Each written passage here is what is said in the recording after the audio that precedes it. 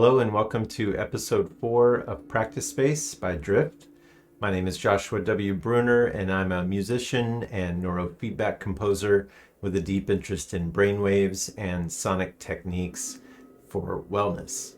So today we're going to be talking about the Monroe Institute and a declassified CIA document looking into their use of binaural beats to have out-of-body experiences.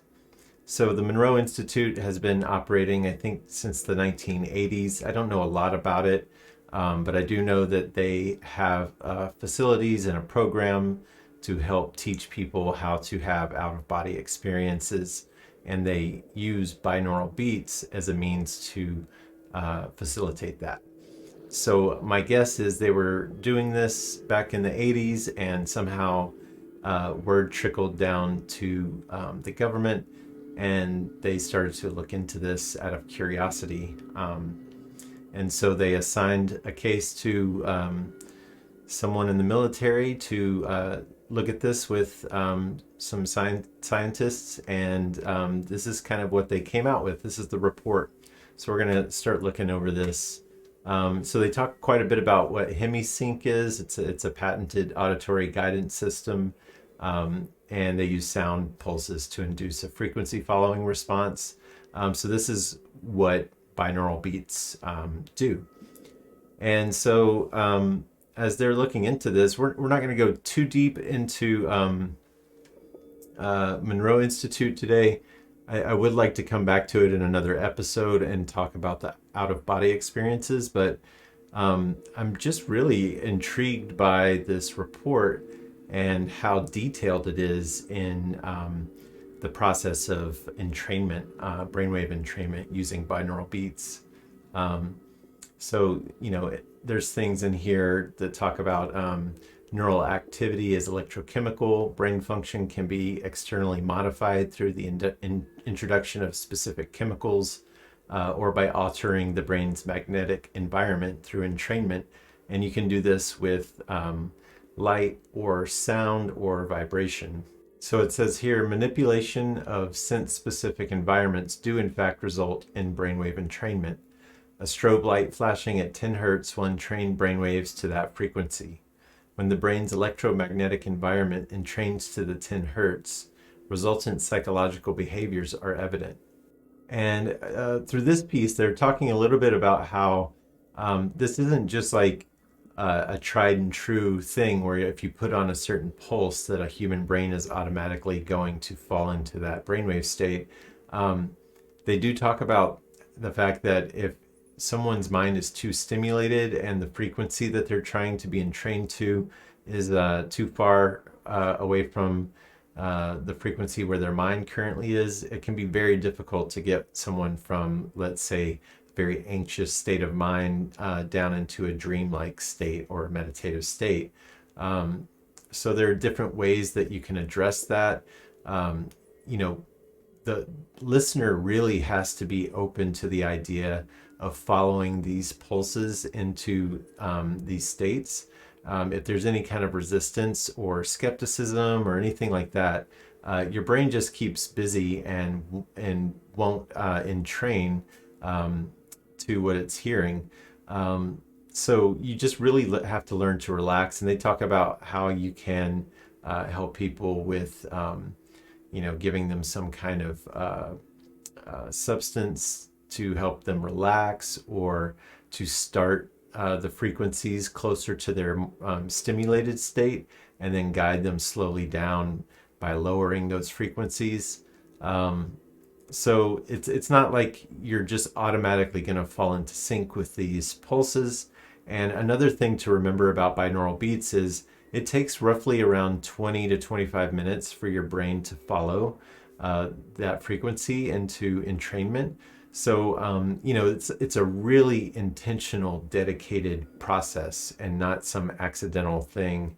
If you're not trying very hard, then you're probably just going to feel like it wasn't worth your time and walk away.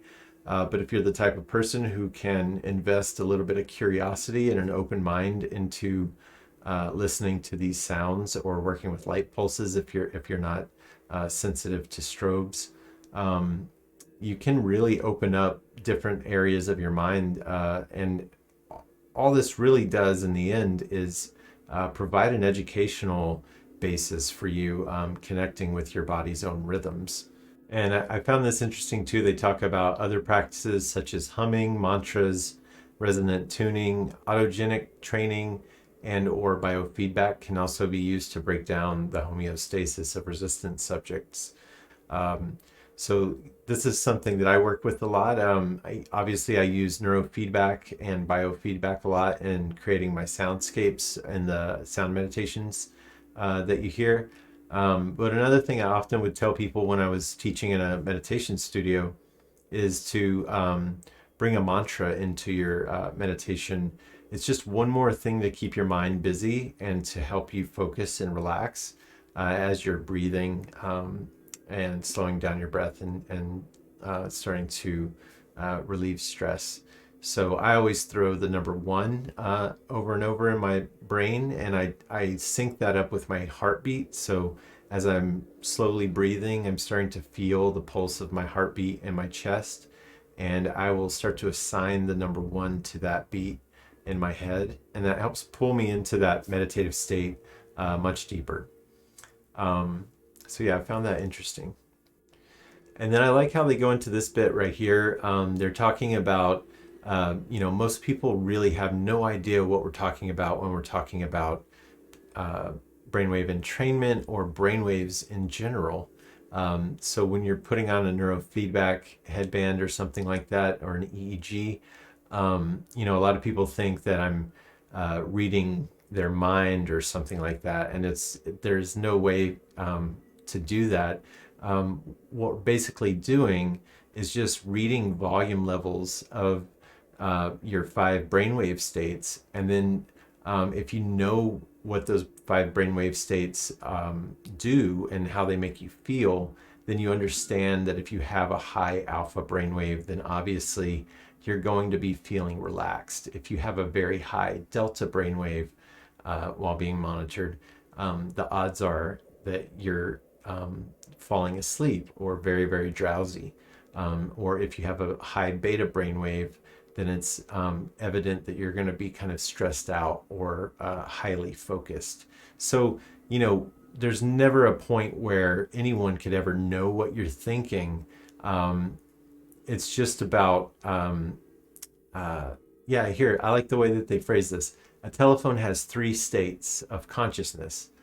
State 1 is standby, and the telephone is just sitting there.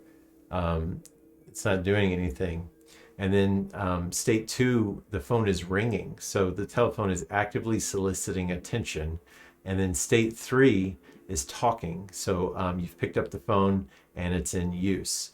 And that's kind of like if you were monitoring a telephone, you would be aware of those 3 states that the phone is in, but you wouldn't have any access to what words were being spoken on the telephone between people.